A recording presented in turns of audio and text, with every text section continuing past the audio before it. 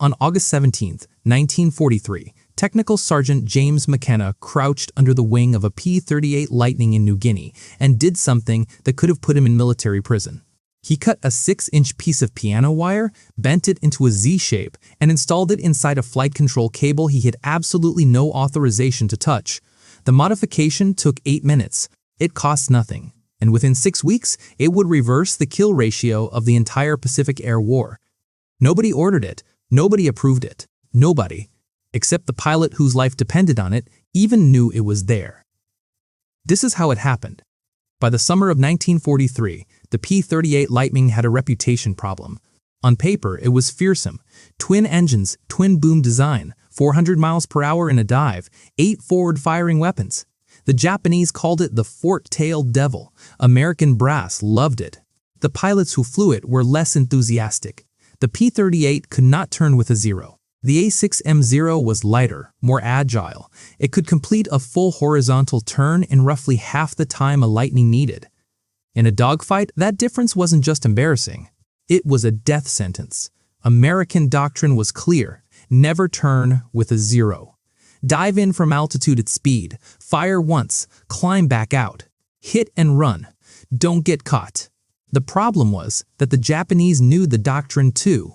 Zero pilots had spent months learning to bait P-38s into turning fights, feigning vulnerability, drawing Americans into a roll, then cutting inside their turning radius. It worked almost every time. In the 6 weeks before that August morning, the 5th Air Force had lost 37 P-38s in the Southwest Pacific. Most went down after being trapped in exactly this scenario. McKenna had maintained P-38s for 8 months. He knew the aircraft as well as any man alive. And he knew something that the engineering manual refused to acknowledge. The problem wasn't the pilots, and it wasn't really even the aircraft. It was 3/8 of an inch of slack in a cable. The P-38's aileron cables, the wires that controlled the roll of the wings, ran through the aircraft's twin booms back to the tail, then forward through a pulley system to the control surfaces. Factory tolerances allowed for a small amount of slack in this system. 3/8 of an inch at full deflection, within specification, perfectly legal. But that tiny gap created a delay, a fraction of a second between the moment a pilot moved the stick and the moment the aircraft actually responded. At high speed in the straight line, you'd never feel it. In a hard-rolling defensive maneuver at low speed, with a zero filling your mirror, that fraction of a second was the entire difference between rolling inside his turn and getting shot. McKenna had brought this to the engineering officer 2 months earlier. The officer's answer was decisive. Cable tension was within specifications. Factory tolerances permitted that slack. Any field modification to a flight control system required Lockheed engineering approval, and Lockheed was 7,000 miles away in California. Case closed. Then Lieutenant Thomas Parker died. Parker was 21 years old from Boston. He and Lieutenant Robert Hayes had gone to flight training together. On August 14th, 3 days before McKenna made his modification, Parker got separated from his formation over Finschhafen. 2 zeros found him alone. Hayes was listening on the radio. He heard Parker roll hard, reverse, try to scissor. Heard the zeros stay with him through every maneuver.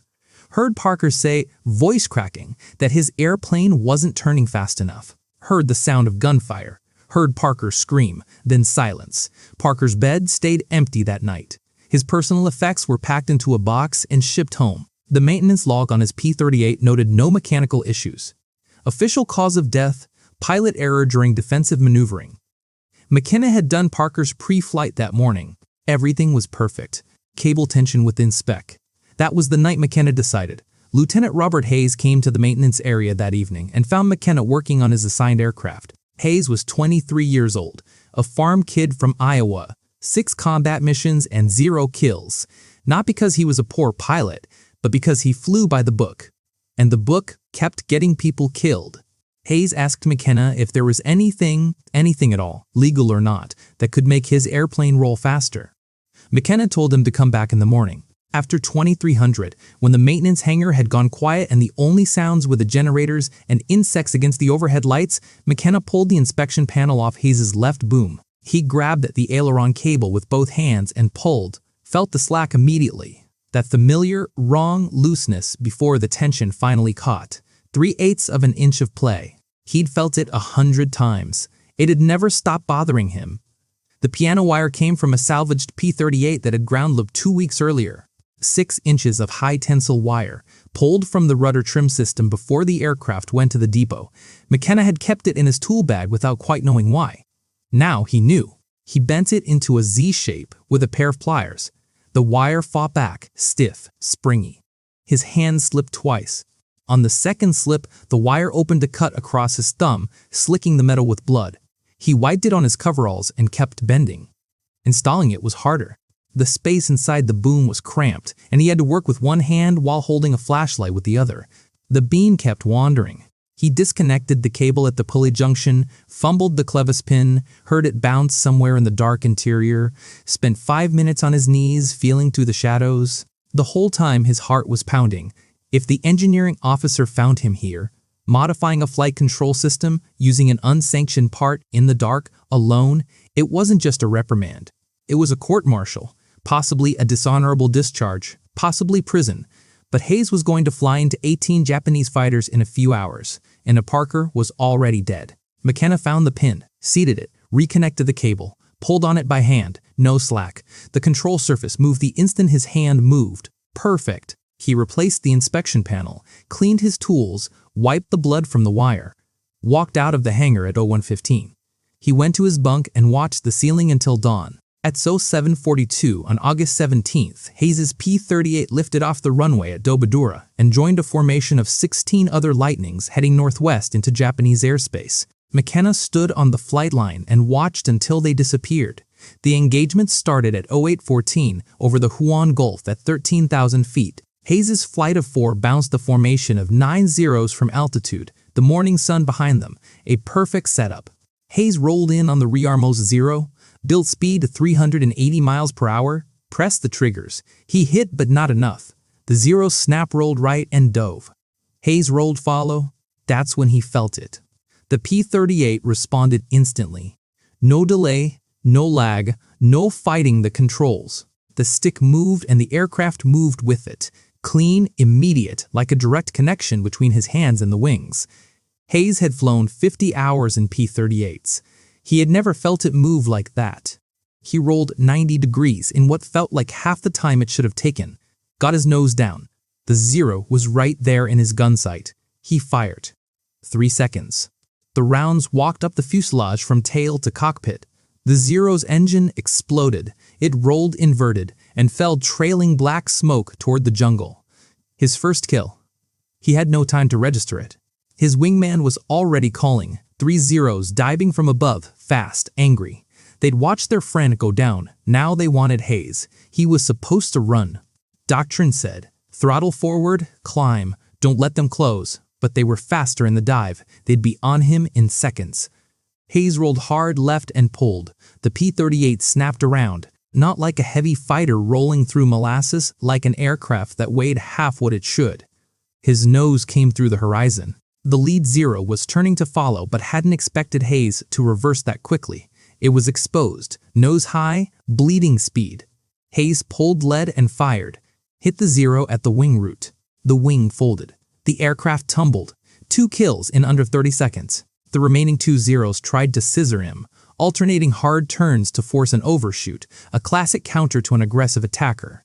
Hayes stayed with them. Every reversal, his P-38 matched it, immediately, completely. The airplane felt like an extension of his hands. When 1 Zero reversed too aggressively and bled at speed, Hayes was inside his turn before the Japanese pilot realized his mistake. Close range. He couldn't miss. The Zero came apart. Debris rattled off Hayes's right boom. 3 kills. 7 minutes of combat. The 4th Zero ran, and Hayes let it go. Low on fuel and ammunition, hands shaking, flight suit soaked through. He landed at WW2 at 09:03. McKenna was waiting. Hayes climbed down from the cockpit, walked straight to him, and said 2 words. It worked. Captain Frank Mitchell had watched the entire engagement from 15,000 feet and knew something was wrong. Or rather, something was very, very right. Hayes's P-38 had maneuvered like nothing Mitchell had seen. He tracked down Hayes in the debrief room. Hayes told him to find McKenna. Mitchell asked McKenna directly what he'd done. McKenna told him the piano wire, the cable tension, the unauthorized modification, every regulation it violated. He made sure Mitchell understood the risk before saying anything else. Mitchell asked if McKenna could do the same to his aircraft. That evening, he could. By August 20th, McKenna had modified 9 P-38s. Word spread mechanic to mechanic, pilot-to-pilot quiet conversations in the ready room, instructions passed between crew chiefs at night, no documentation, no engineering approval, no paper trail, just whispered directions, cut the wire, bend the Z, install the tensioner, 8 minutes, changes everything. The crew chiefs pulled the tensioners before inspections and reinstalled them afterward. Officers noticed the kill ratios improving. Nobody could explain why. By early September, around 40 P-38s in New Guinea carried the modification. The results were impossible to ignore. In July, American pilots lost 2 P-38s for every 0 destroyed. In August, 1.3 to 1. By September, nearly even and still improving, the Japanese noticed. Flight reports from the 11th Air Fleet began noting something strange in late August. American P-38s were rolling faster, reversing direction more quickly, surviving maneuvers that should have killed them. Tactics that had worked reliably for 2 years were suddenly failing without explanation. Lieutenant Commander Saburo Sakai, 64 confirmed kills, one of Japan's most experienced aces, engaged a P-38 on September 3rd over Wewak. He executed his standard tactic, bait the American into a turning fight, wait for the roll to begin, snap his own turn back to cut inside the P-38's turning radius. He had done this dozens of times. He knew the exact timing by feel. The P-38 reversed with him. Sakai barely avoided a mid-air collision. The American got guns on him. Sakai dove away and returned to base shaken. Japanese intelligence examined wreckage from downed P-38s, found nothing. The engines were unchanged. The armament was unchanged. Nothing visible was different. The modification was hidden inside the boom, a 6-inch piece of wire that, even if found, would look like original equipment to anyone who didn't know what to look for. By late September, Japanese command issued orders for pilots to avoid engaging P-38s unless they had significant numerical advantage. For the first time in the Pacific War, the Zero had gone from hunter to hunted, and its pilots didn't know why. In October 1943, a maintenance inspector at Dobodura noticed inconsistent cable tension readings on several P-38s. He traced the discrepancies to the piano wire tensioners, wrote a report, sent it up the chain of command. The report sat on desks for 3 weeks, while officers debated whether to punish the mechanics who'd installed unauthorized modifications to flight control systems, or quietly accept that those same mechanics had figured out something Lockheed's engineers had missed. In November, Lockheed sent an engineering team to New Guinea to evaluate the modification. They tested the cable tension, calculated the stress loads, ran flight tests. Their conclusion, the modification was safe, effective, and should have been part of the original design. It was integrated into the P-38J model entering production that December. McKenna received no credit, no commendation, no mention in any report. The Lockheed documentation attributed the improvement to internal engineering analysis. His name appeared nowhere. Hayes survived the war. 63 combat missions, 11 confirmed kills. He went back to Iowa in 1945, married his high school sweetheart, had 4 children, and spent 37 years crop dusting. Every year, on August 17th, the anniversary of his first kill, he called McKenna to thank him. Mitchell became a squadron commander, flew through the Philippines campaign, shot down 16 aircraft, and retired as a colonel in 1963. He told the story of McKenna's modification to every young maintenance officer he supervised, made sure they understood that the men who see the problem every day, up close, with their hands, those men are worth listening to. McKenna stayed until 1946, returned to California, opened his own garage in Long Beach in 1948, and worked on engines for 42 years. When people asked about the war, he told them he'd been a mechanic. Fished airplanes, that's all. In 1991, a military historian tracking P-38 modification records found references to the piano wire tensioner in maintenance log from New Guinea. He tracked McKenna down through veteran registries. McKenna was 73, still working part-time at his garage. He confirmed the story. Said it wasn't anything special, just something that needed doing. The historian estimated the modification saved between 80 and 100 American pilots' lives based on survival rate improvements in the squadrons that used it. McKenna said he never counted. He just remembered the ones who came back. James McKenna died in 2006 at 88 years old. He's buried in Pacific View Memorial Park in Newport Beach, California. His obituary mentioned his wartime service as an aircraft mechanic. It did not mention the piano wire. It did not mention that he broke the rules to save a kid from Iowa who was terrified of dying. It did not mention that he stayed up all night bleeding on a cable while his heart pounded, or that he spent the morning of August 17th standing on a flight line watching a plane disappear into the sky, not knowing if it would come back. His garage in Long Beach is still there under different ownership. In the back office, there's a faded photograph on the wall, a young mechanic in coveralls standing next to a P-38 Lightning. On the back, in faded pencil, August 1943, New Guinea. If McKenna's story stayed with you, that's by design. These are the people history tends to forget. No medals, no monuments. Just a photograph and a phone call every August 17th. Subscribe if you want more stories like this one. And leave a comment. Where are you watching from, and whose story from the war do you think deserves to be told next? We read everyone.